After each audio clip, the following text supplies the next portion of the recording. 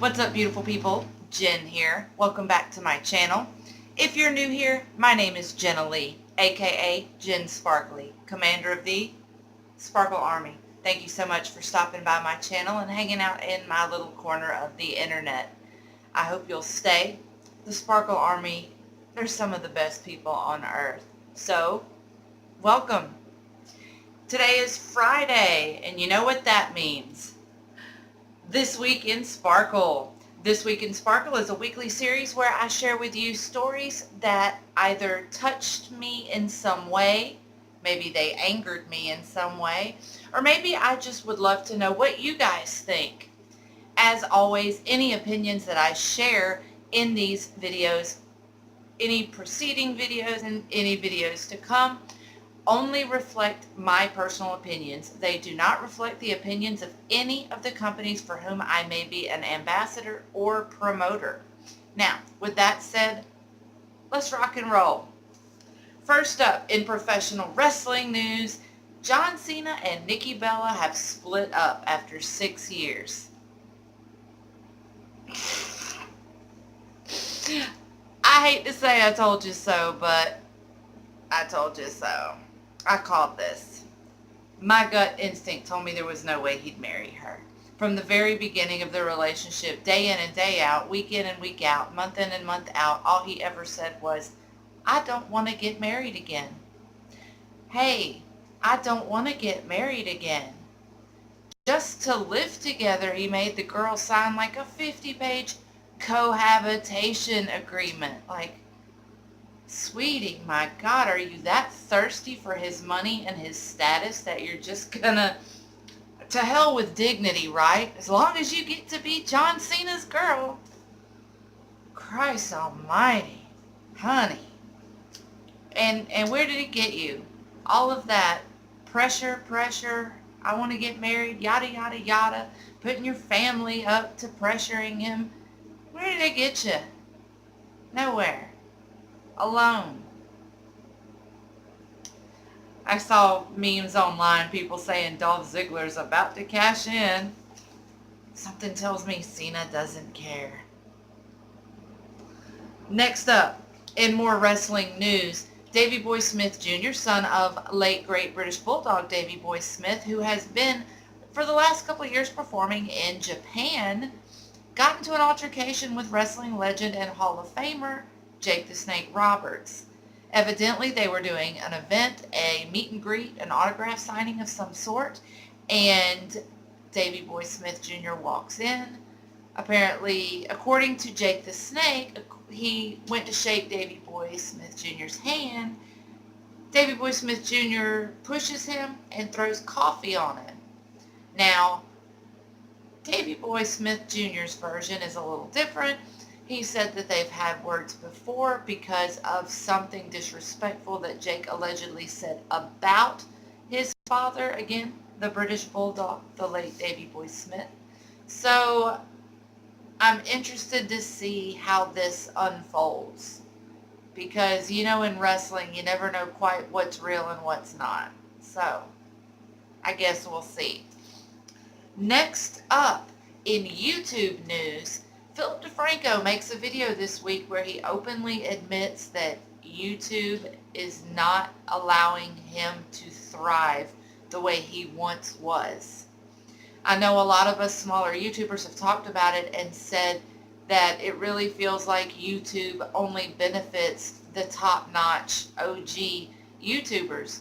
And to hear Philip DeFranco openly admit that his videos are constantly being demonetized, and not just being demonetized, but not being put in subscribers' recommendations, not showing up in suggested videos.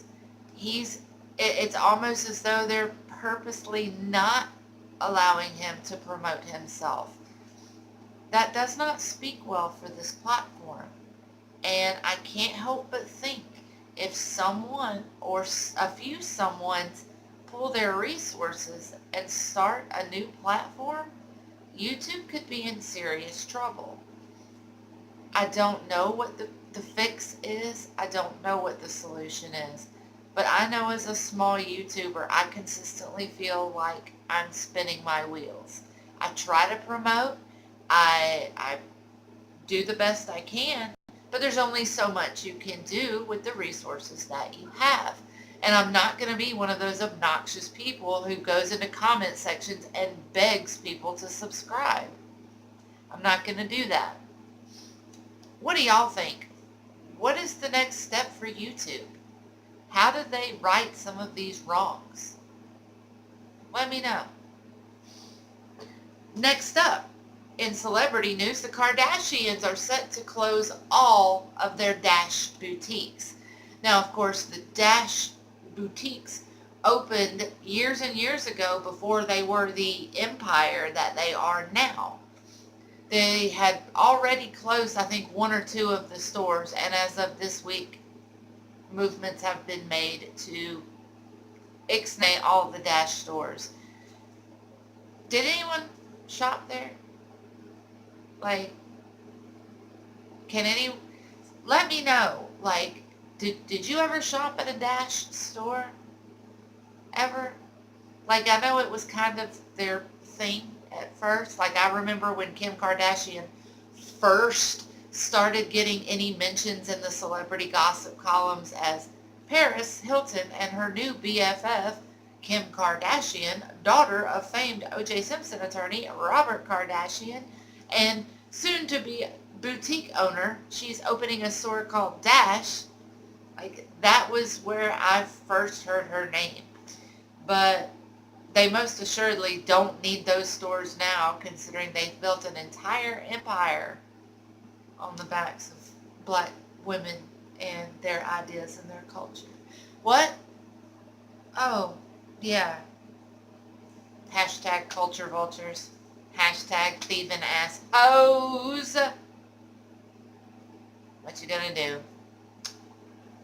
Next up, website and app Pop Sugar has been accused of stealing personal photos of style influencers, smaller beauty and fashion influencers, usually people with 10,000 followers or less, and repurposing them on their site to make money off affiliate links. How shady is that? Right now, an investigation is going on to see how many different people's photographs were stolen and appropriated for the financial gain of Pop Sugar. This could be a very, very groundbreaking lawsuit if it comes to this, because theft online is a huge, huge deal. You see people all the time trying to put their watermarks on their own things, but you see stolen stuff. I know I see it every day. On Instagram, I see stolen art, stolen collages, stolen promotional pieces every single day. So it would be nice to see some kind of legislation, something go through the courts that gives us a precedent to go by when it comes to stolen intellectual property. The internet is still kind of the Wild West in that way. So I'm interested to see how that shapes up. Next up, and this story really got to me. Richard Osborne Brooks, a 78-year-old pensioner, one night was at home with his wife when two men break into the house. A scuffle ensues, and to defend himself, Mr. Osborne Brooks stabs one of the robbers with a screwdriver.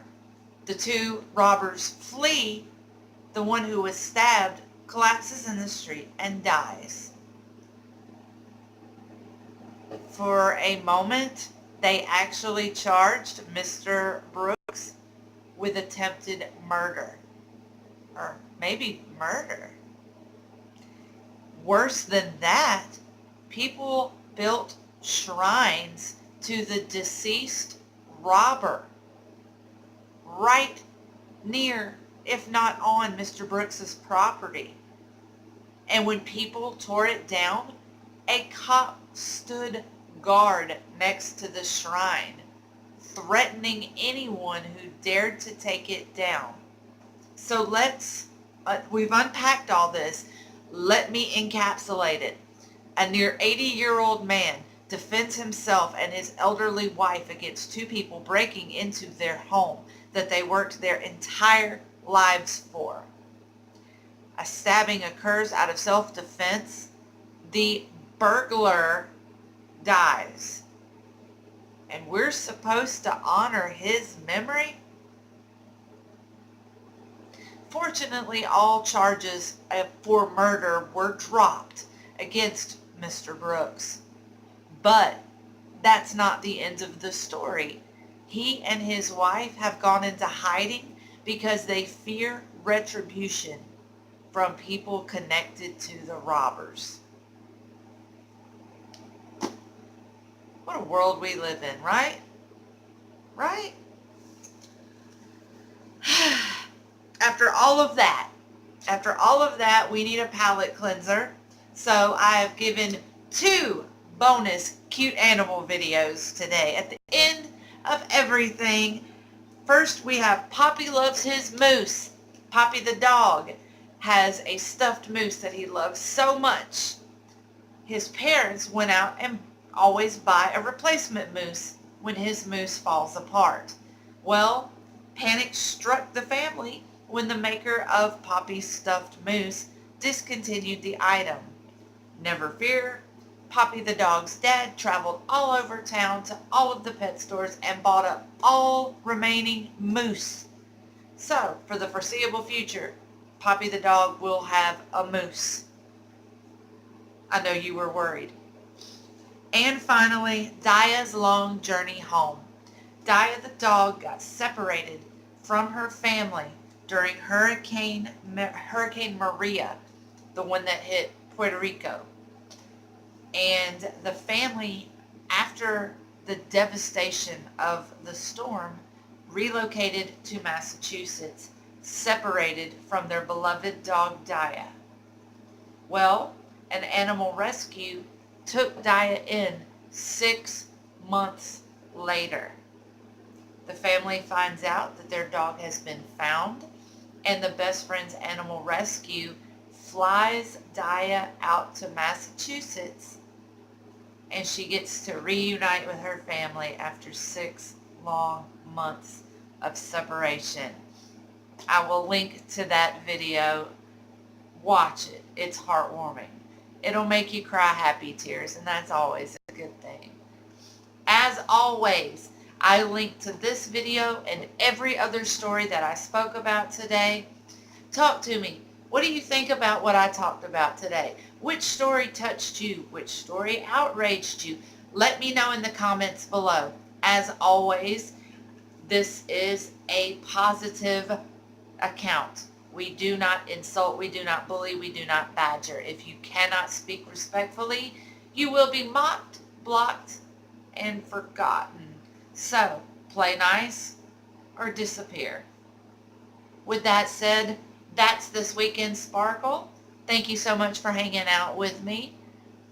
Holler at me in the comments below. Don't forget to like. Don't forget to share this video. Don't forget to subscribe if you haven't already. Hit that bell icon. Make sure you are in the upper echelon of the Sparkle Army. All of my social media links are in the description box below, as are all of my coupon codes. Definitely check them out and get new makeup, new clothes, new beach towels. Baby, I got it all. Treat yourself. Until next time, I love you guys so much. Mwah! Stay beautiful.